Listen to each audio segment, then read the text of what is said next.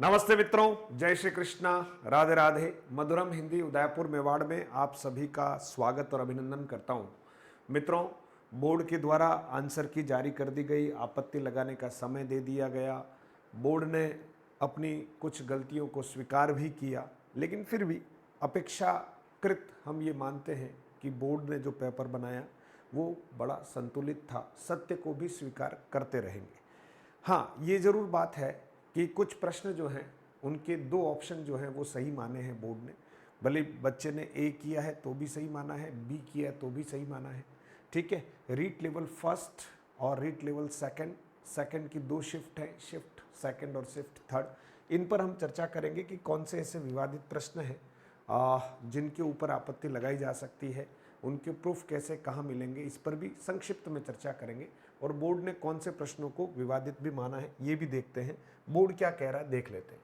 Board कह रहा है मित्रों, यहाँ पर आप देखेंगे बोर्ड कह रहा है कि आंसर की जारी 31 मार्च तक आपत्तियां लगा सकते हैं, रात्रि 12 बजे तक।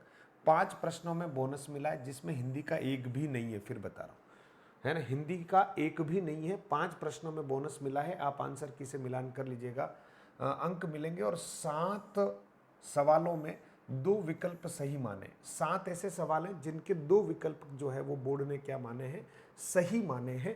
तो अब आप देखिएगा कि बोर्ड जो है 7 सवाल ऐसे भी हैं जिनके 2-2 ऑप्शन जो है सही माने हैं। टेलीग्राम चैनल में आंसर की शेयर कर रखिए। आप आंसर की को अच्छे से देखेंगे तो उसमें अच्छा, इसमें से हिंदी का एक भी नहीं है, सबसे मेन बात जो है। और मैं आपसे जो बात करूंगा वो हिंदी के संदर्भ में ही करूंगा। पहला आपको ये कह रहा हूं कि जिस विषय में बोनस है, जैसे लैंग्वेज में जिस विषय में बोनस है उसी विषय के विद्यार्थियों को बोनस अंक मिलेगा। जैसे अंग्रेजी में कोई प्रश्न बोनस योग्य था तो अंग्रेजी के विद्यार्थियों को बोनस मिलेगा, हिंदी के विद्यार्थियों को बोनस नहीं मिलेगा। ठीक है। दूसरा जो ये है कि हम सारे प्रश्नों का अच्छे से विश्लेषण करके प्रूफ जुटा के फिर जो है आपत्ति लगाने का काम करें। जल्दबाजी में पैसों का अपव्यय न करें, ऐसा आग्रह है। अब आपके प्रश्न सही हो रहे हैं, कुछ अंक कम पड़ रहे हैं, आप बहुत प्रेशर में हैं, आपको ऐसा कोई व्यक्ति मिले जो यूं कह दे कि नहीं यार तेरा ये भी सही हो सकता है, अच्छा है, दिलासा सच्चा दे तो अच्छी बात है। बाकी खाली ऐसे ही आपको एंटरटेन करने के लिए कुछ कहें तो मित्रों अच्छी बात नहीं। शिक्षक को हमेशा अपनी गरिमा से युक्त होकर, आपको भ्रमित नहीं, आप सत्य है तो वो सत्य बोलना पड़ेगा, भले आपको थोड़ा कड़वा लग जाए, लेकिन ऐसा नहीं कि आपको खाली टेम्पर करें। मैं तो आपसे यही आग्रह करूंगा कि आप में से अधिकांश विद्यार्थियों ने रीट पात्रता परीक्षा को उत्तीर्ण करने जैसी स्थिति प्राप्त कर ली है। कुछ विद्यार्थी ऐसे रहे होंगे निश्चित तौर पर जिनका जो है टारगेट से बहुत नीचे है, तो वो चुपचाप दूसरी तैयारियां करना शुरू कर दें, समय जाया नहीं करें, ऐसा मेरा आपसे आग्रह है। अब आप देखिए रीट लेवल 1 की अगर बात करें, मैं केवल हिंदी विषय के संदर्भ में बात कर रहा हूं, ध्यान रखना। 150 प्रश्नों की बात नहीं कर रहा हूं, केवल 30 प्रश्नों की बात कर रहा हूं।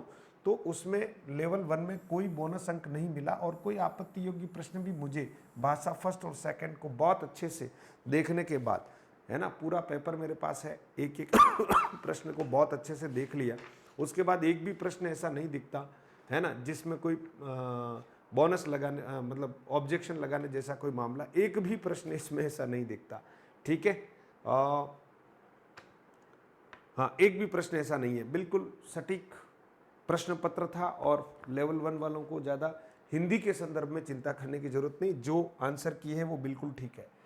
फिर आप देखिएगा रीट लेवल सेकंड की अगर हम बात करें और इसमें भी शिफ्ट सेकंड की बात करते हैं, तो आप देखिएगा शिफ्ट सेकंड में भाषा एक हिंदी की अगर बात करते हैं तो ऑब्जेक्शन और संदेह के घेरे में कुछ प्रश्न जरूर हैं, लेकिन इनमें भी जैसे प्रश्न नंबर 48 है, प्रश्न नंबर 49 है और प्रश्न नंबर 56 है, ध्यान रखना।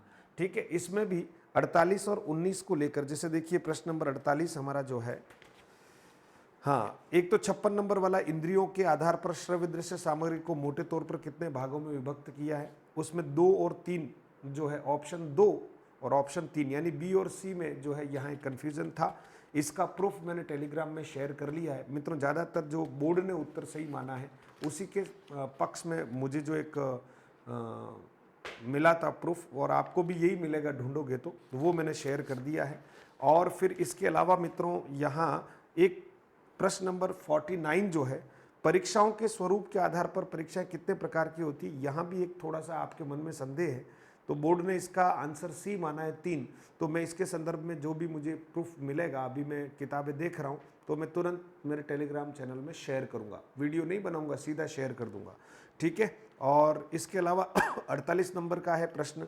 मुझे ये ऑब्जेक्शन जैसा लगता तो नहीं, लेकिन सब लोगों का एक वो जाल चल रहा है कि ये भी ऑब्जेक्शन योग्य हो सकता है। हिंदी भाषा शिक्षण में वर्ण एवं शब्दों का शुद्ध उच्चारण और शब्दों की शुद्ध वर्तनी की शिक्षा किस आयु वर्ग के बच्चों को दी जाती, ये एक प्रश्न था।